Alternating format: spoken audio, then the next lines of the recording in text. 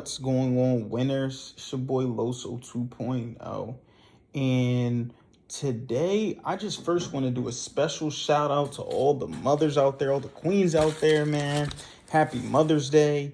Um, yeah, really just happy Mother's Day to all the queens out there, man. I want y'all to keep, doing y'all thing or whatever. But this video, especially this video is going to be about me shouting out my mother. Now, before we get started with that, if you're watching this on YouTube, click the subscribe button below. And if you're listening to this on any type of podcast platform, please leave a 5-star review below. Let's get it. So my mother taught me the importance of finding a way. Finding a way when there's no way. My mother was big on this. She always constantly did whatever it took for me and my brother. So this saying of when there's a will, there's a way, just straight sticks in my mind. It's something that I just cannot stop thinking about because this is true. When you really have a will strong enough, the thing that God gave us, when you have this strong enough will, you will find a way to get something done no matter what happens. And that's the thing about it. I was not sure how my mom was getting these things done, how she was finding a way when there was nothing there, but she found a way each and every single time. So shout out to my mom. She did her thing. On top of this, though, I can't even imagine, I cannot fathom how difficult it was to be able to raise two young black men in this world today. My brother and I required so much between sports, between staying out of trouble, and so many things. My brother was a three-season athlete. He was doing football, then he was going to basketball, then he was going to track. I was playing basketball and I was going to track, doing summer league, playing AAU. I was doing all that stuff. So we require so much, not to mention we were not living in these amazing areas. We were living in low income places. We were living in the hood. So we were seeing gang violence right out front of our house. We're seeing gang violence. We're hearing the gunshots at night.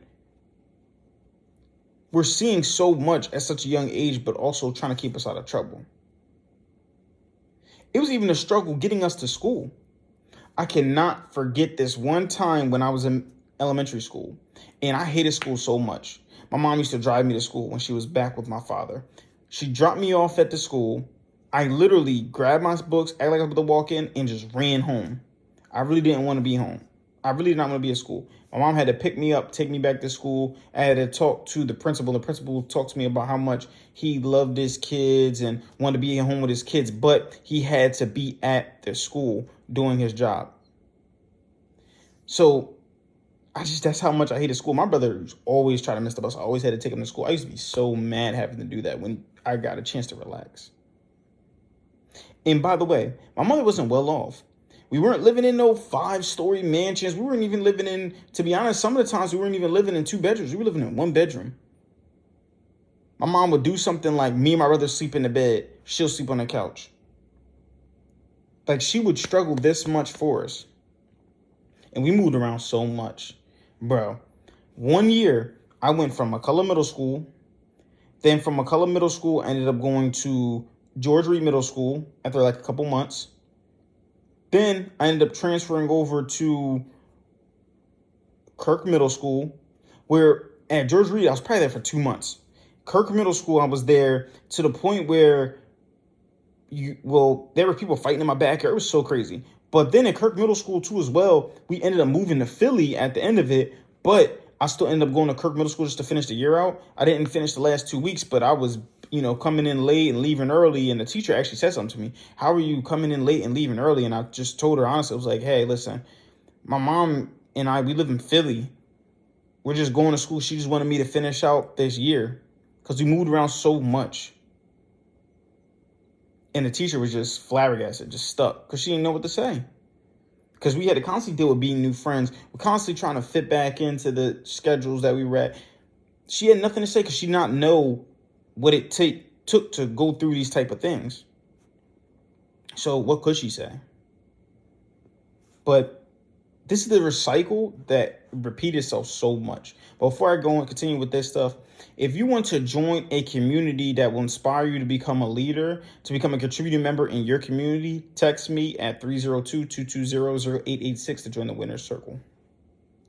But this cycle kept going over and over and over again until me and my brother were grown men, 18 years old.